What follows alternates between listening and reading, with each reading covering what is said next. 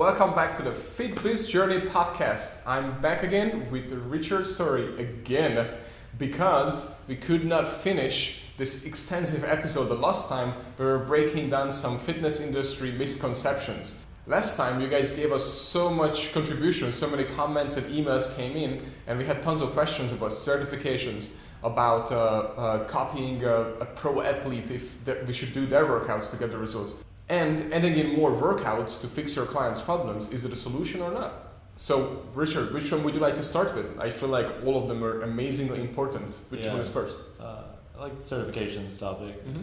That's a close one to my heart, being a trainer and thinking that certifications were a lot more than what I finally realized they were after a while. Yeah, glad you brought it up because, we go through tons of resumes and we see tons of certifications. And we have a few people, quite a few trainers who come in and they think like army, well-decorated personal trainers, I would say, or they think that it is because the more certification they have, they think the better trainers they are, which in theory could be possible, but in reality, in most cases, it is not. And then they also think, and you can correct me if I'm wrong, but they also think that more certification means they're gonna get more pay and they're gonna get more clients. But how many clients did you actually have throughout your career who straight up asked you how many certifications you have, what kind of certifications you have, and all that kind of stuff? Yeah, that's a very uncommon question. Yeah. It's like you being a professional in a business, like they automatically have some level of trust.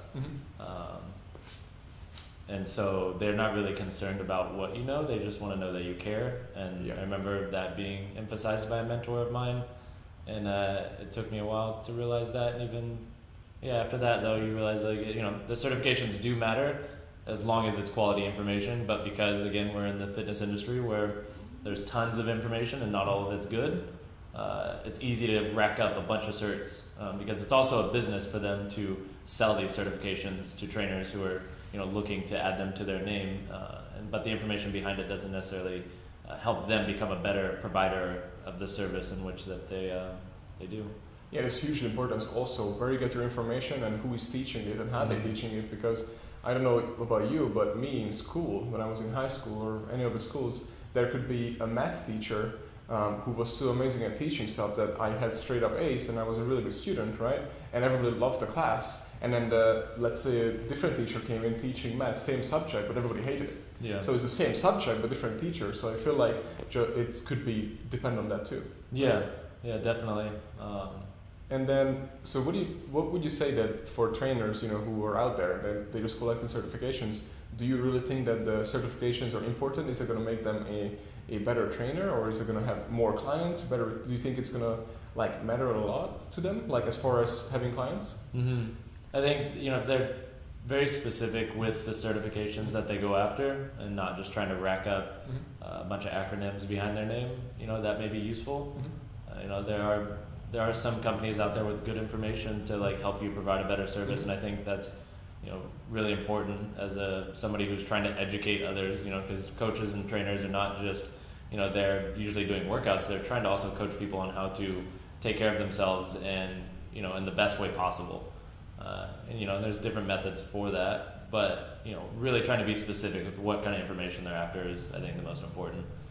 So we talked about this, that the reason why our clients also misbelieve or they would follow some crazy routine or look at athletes is because they have tons of followers, they have a voice in the industry, and they're just all over social media, and they show you off all these crazy exercises and they look great on social media, so clients just want to copy it. So I see this a couple of times, and a client brings in with their phone and show, this is how I look like, and this is what she does to look like this, so can we do that exercise?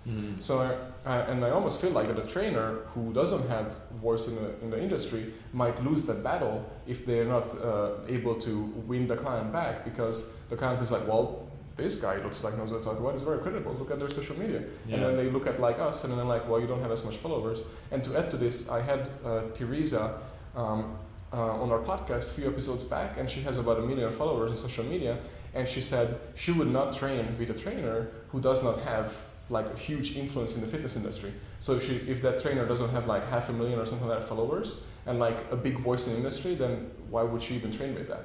So what do you think and she doesn't even care about the certification. I mean, of course she wants to know, But if you built up that much, that means you're actually giving out content, and it's useful. So what do you think about that? Do you think that's more important, or? So with the followers that people have. So not just followers, it's almost like just having a voice in the industry. Like you have, because the way we grow our followers, we just started that too at our company. Like we got tripled down on it more, that it's just giving out content for the clients, and the clients are like so far loving it. Yeah. Social media is not my strongest suit. Well, you're working on it, and it's really picking up like a lot. Yeah, I think for me, what I see is, ultimately it is important to an extent for a trainer to have some kind of voice in the online industry as things are progressing in that manner. But ultimately, people that they're typically working with, if they're not doing online coaching or something, they're in person, and it depends on the population they want to work with too. Some people actually, the older populations, some people that are a little bit more experienced don't necessarily have an Instagram account or don't utilize that as like a means of finding their information, and also referrals may be like a good way to generate business. But anyways, addressing like the online thing, I think in my opinion it's useful to have that, but not to get lost in it, because there's so much information again, and it's one thing to have a lot of followers, but do you know what you're talking about? And a lot of people out there have a lot of followers, which is great, but a lot of times it's just for something like their sex appeal, or they do things that are cool and flashy, but isn't necessarily applicable to like a real person. And then that person also doesn't know what they're doing. They may have like great genetics that allows them to be a certain way, which is not anything against them. That's awesome, but them having followers doesn't necessarily mean that they know anything. Yeah, 100% right. I think you're totally right. What do you think about clients following pro athletes or their workout routines as a pro athlete, like trying to copy them and do the same thing? Yeah, I think entertainment purposes, but most likely don't want to copy them because those are pro athletes. The reason that they are pro athletes is they're great at compensating, and they also have like an elite level of skill at whatever it is that they're doing. And so one of the things would be to, like for me, if I were to look at it, it would be to like look at somebody who, races motorcycles. I love racing motorcycles, and to think like, oh, for me to get to be at that level, I gotta race my motorcycle like that guy. And it's like, you have to think like this athlete has been doing this for however many hours, and you're starting at ground zero most likely compared to them. So you need to be doing things that look very differently, most likely, to get to something even relatively like that. He's already doing. Yes. Yeah.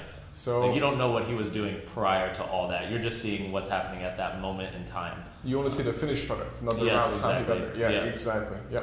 I have a huge problem with that. Everybody thinks that you can just jump in and do that, which you cannot.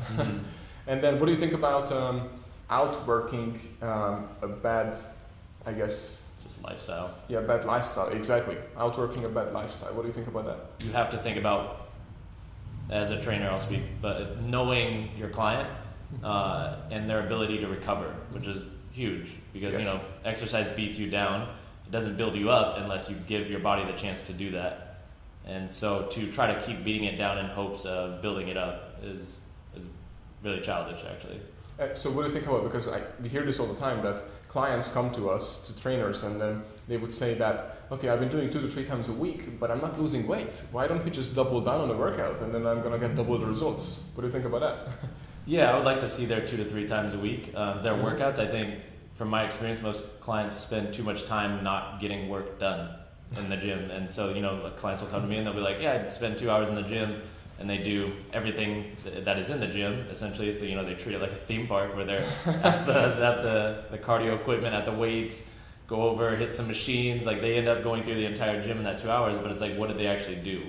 And I think because people don't know what they're trying to accomplish overall, they don't know what that feels like, that they've yet to experience it, so it's very difficult for them to achieve it. And so essentially after 1 or 2 sessions, even sometimes with working with a client, they're like, their eyes are all big and they're like, oh, this is what I should be feeling and experiencing. And I think that's part of the beauty of exercise. I think that was the best way to put it. Don't let your clients treat the gym like a theme park and go through all the rides. Yeah. That was perfect. I really like that, how you explained it. So you cannot do that. You cannot do, because I see that too. Sometimes they do every day to the gym and they say, I have met so many people and trainers who told me their clients would be like, oh, I'm going 6-7 days a week to the gym. And then people were like, well, I can't tell. So that's exactly why, because one, they might not doing it right, or second, they might not resting enough. The stress could be also one of those. And then lastly, what are they eating at all? Like, you know, like how's their eating? And then most of the time they say, oh, my eating is good, right? Is that the number one thing here? It's one of the things I think we commonly hear float through is, you know, especially when a new person comes in, they're like, I eat well. I'm like, no, you're an American. Nobody eats well here. Like, we know that. So let's wrap this up again, but before we wrap this up, it's very important to point it out that it's quality over quantity and not just throwing everything out there and beat down clients, right? Yeah. If you're trying to accomplish something, you know, and say with medicine, you're not going to just take a bunch of drugs and then hope that you're going to get to whatever it is that, you know, whatever goal that it is that you're trying to reach. But if you take the right drug in the right amount, over time you will get the results that you're looking for.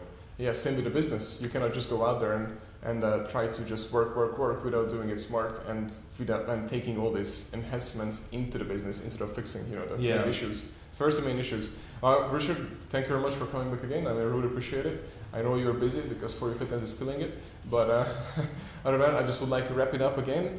Guys, again, thank you for all the questions that you have sent to us. We really appreciate it. I would really appreciate it more if you can send me more questions. Just send it to the FitBiz podcast at foryou-fitness.com or just comment below or on Instagram, wherever you want. Just send us more questions. We will reply back and create an episode that you want to hear. Please rate and share the show. And thank you very much for being here again.